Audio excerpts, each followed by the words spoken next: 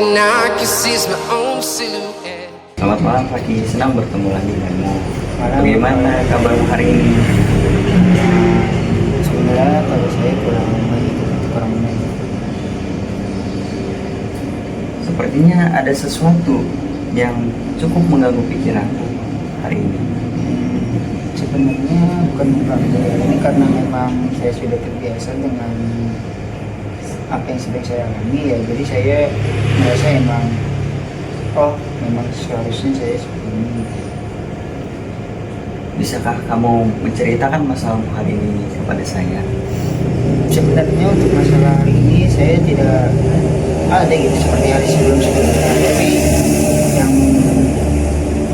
perlu tahu ya, saya mempunyai masalah tulang yang lumayan rumit itu. Mungkin untuk anak-anak usia yang sekarang ketika mendapat kendalian peran orang tua, dia mungkin melakukan hal-hal negatif di luar sana. Ya mungkin alhamdulillahnya saya mempunyai nenek saya dan teman-teman saya yang baik, yang mana saya bisa sampai sejauh ini, dan alhamdulillah sekarang saya masih berkuliah di Universitas Jakarta dan sekarang lagi di semester 7. Jadi apakah masalah itu masih mengganggu pikiranmu sampai saat ini?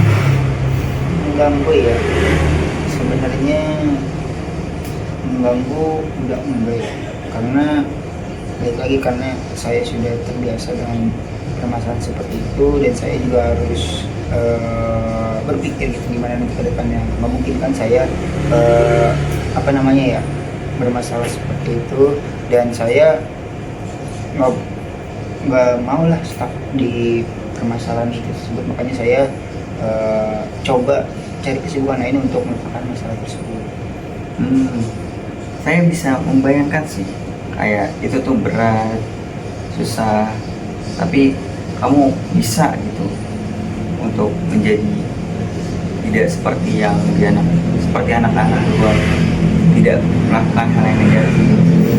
Iya, alhamdulillahnya saya bilang gitu, saya mau nenek gitu, walaupun peran orang tua saya tidak saya dapatkan di masa kecil, dan saya mempunyai teman-teman yang cukup baik menurut saya, dan itu saya bersyukur ketika memang Tuhan tidak memberikan ampun kepada orang tua saya, tapi Tuhan memberikan teman-teman yang baik kepada saya dan nenek saya yang peduli dengan saya sampai saya kuliah di semester 6 ini. Dan bila teman-teman saya dari kecil itu baik sama saya. Jadi ada perubahan perasaan dari yang tadinya sedih, marah karena situasi yang seperti itu. Sedih, marah, kesel, iya, tapi balik lagi yang tadi saya bilang, saya tidak mau stuck di permasalahan seperti itu. Dan terakhir kali ketika memang ada pemanggilan biasanya kalau pemanggilan raport gitu, nah itu saya paling iri gitu sama teman-teman yang lain, karena teman-teman yang lain diambilkan raport sama orang tuanya, sedangkan saya diambilkan oleh cek saya gitu, atau yang sekolah atau keluarga yang lain. Wajar sekali kalau kita merasa iri, merasa kurang kasih sayang, merasa ingin seperti mereka teman-teman yang lain, karena kita merasa tidak beruntung. Tetapi kita harus bisa memulai dari langkah yang kecil, seperti yang Fakih seperti tadi. Iya, sebenarnya saya jarang bercerita gitu ya perihal permasalahan apa yang sedang saya alami. Ya mungkin karena memang basic saya dan kerja saya tidak punya bercerita dan tidak punya tempat cerita gitu. Dan saya beranggapan ya rumah ternyaman saya itu bukan rumah tempat tinggal saya, tapi melainkan rumah ternyaman saya itu ketika saya ngobrol dengan teman-teman. Nah itu ketika saya ngobrol bersama teman-teman, dan teman-teman saya itu merespon dan saya bakalan melupakan apa permasalahan yang sedang saya alami. Jadi saya tidak terlalu berpikiran kepada hal-hal yang masa lalu gitu. Karena masa lalu ya itu hanya sebagai tolak ukur dan sebagai pengingat aja gitu. Karena kalau kita yang stuck di masa lalu, takutnya saya tidak bisa berkembang dan saya bakalan seperti orang tua saya gitu. Itu cara yang baik, sangat-sangat baik. Jadi apa rencana Anda untuk kedepannya? Apakah seperti harus menjaga keseimbangan emosi dengan kegiatan yang positif dan memikirkan cara aman untuk menyampaikan pesan, untuk menyampaikan perasaanmu pada orang tua atau nenek? Sebenarnya untuk rencana ke depan ya saya pengen ya ketika memang saya berumah tangga, anak saya ini nanti tidak mengalami kejadian serupa seperti saya. Karena saya pernah merasakan di posisi tersebut, yang di posisi tersebut yang sangat tidak mengenakan. Nah, makanya saya beranggapan ketika memang saya mempunyai anak, saya tidak mau sampai orang tua saya, dan saya pengen jadi tempat rumah itu jadi tempat pulang sesungguhnya untuk anak-anak saya nanti. Nah, untuk gimana nanti ke depannya ya saya juga kurang tahu gimana nanti ke depannya. Saya hanya di sini sekarang berusaha menjadi lebih baik. Itu sangat-sangat positif bagi orang yang mempunyai masa lalu yang kelam dan tidak seperti anak-anak yang lain. Jadi apakah kamu sudah bisa merasa baik setelah bercerita tentang itu? Kalau merasa baik ya saya tidak tahu ya, karena kan balik lagi gitu, ketika saya berbicara dengan rekan saya terkait dari permasalahan keluarga saya, mereka itu hanya mendengarkan, tidak merasakan. Karena baik lagi ketika saya bercerita kepada orang yang keluarganya masih utuh gitu, mereka tidak bakalan paham terkait apa yang sedang saya rasakan gitu.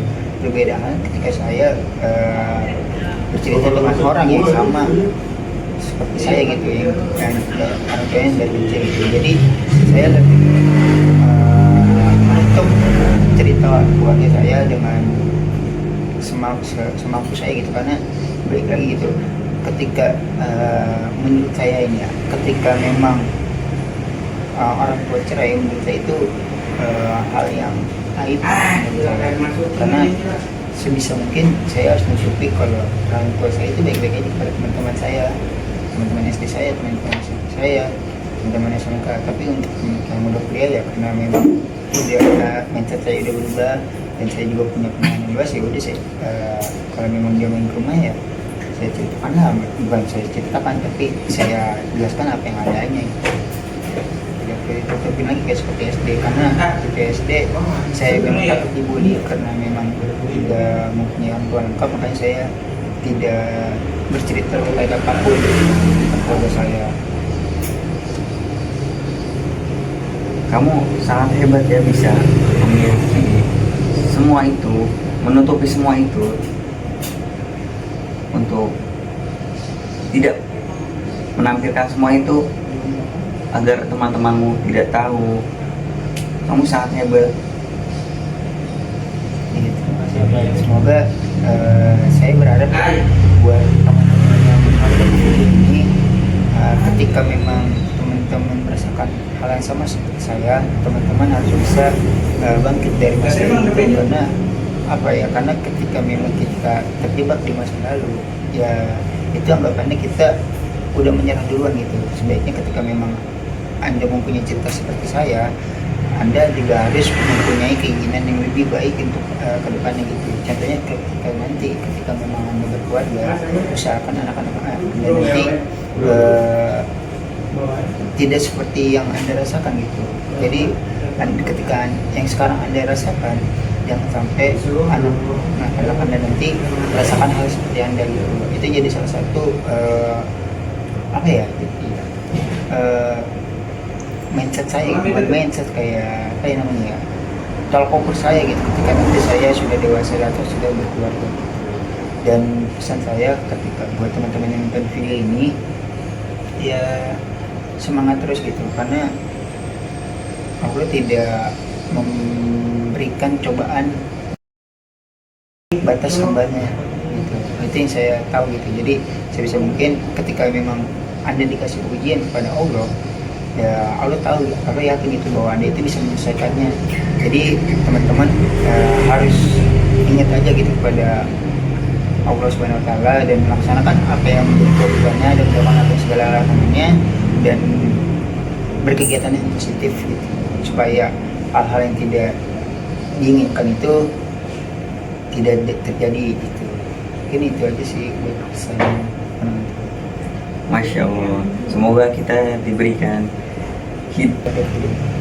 manfaat dari video ini. Sekian, wassalamualaikum warahmatullahi wabarakatuh.